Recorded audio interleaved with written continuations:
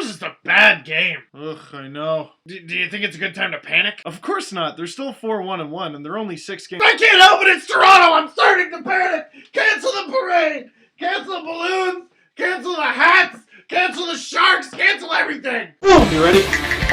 Big news. What? Whoosh. Seriously? No pigs yet. What? What was he doing? Wow. Bring him on. Beautiful.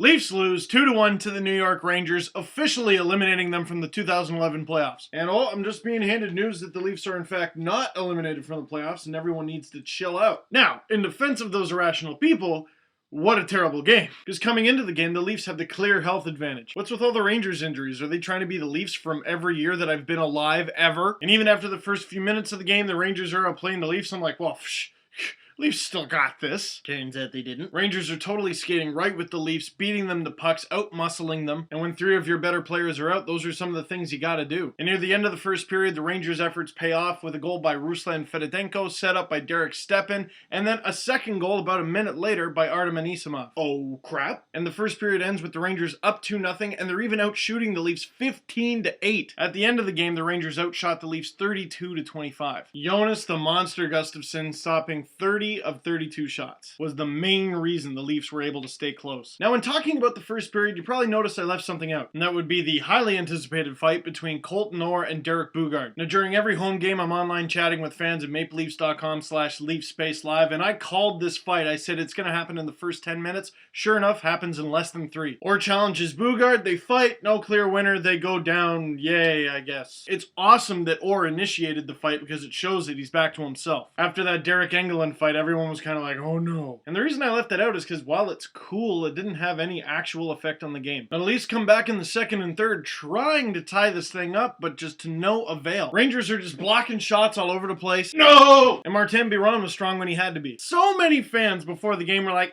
we got their backup. Where have you guys been Biron's whole career? When he's on, he's on. Leafs still plugging away in the third period, fighting to get anything done, but they're actually outshot 11-7 in the period. But finally, Colby Armstrong scores a goal to bring the Leafs within 1. His first as a Leaf, set up by Mikhail Grabowski, who might have been the best Leaf forward in this game, was one of only 2+ players on the Leafs, including the other guy who got an assist on this goal, King Clark MacArthur. Because Excalibur can get assists too. You almost sawed the bed in half! But that was as close as the Leafs would get. They lose this one 2-1, their first regulation loss of the season. Despite that game being a loss, and despite the fact that it wasn't a very good looking loss, not that any of them actually look good, I got a bone to pick with some of the things people were saying after the game. First of all, Brett Lebda. So he takes a penalty in the third period and people go, Brett Lebda's horrible. He takes a penalty in overtime the game before, and he takes a penalty in the third period this time. Now, the big problem that I have with this is a lot of those people saying that were the same people that said, Lebda shouldn't have even got that penalty in overtime. The refs,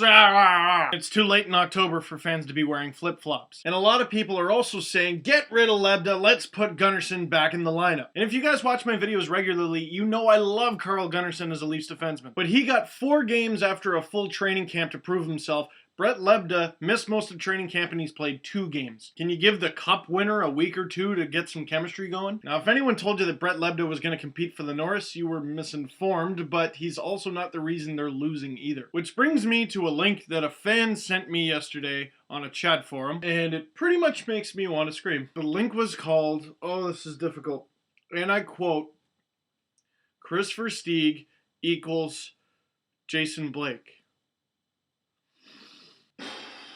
Easy, Steve. Are you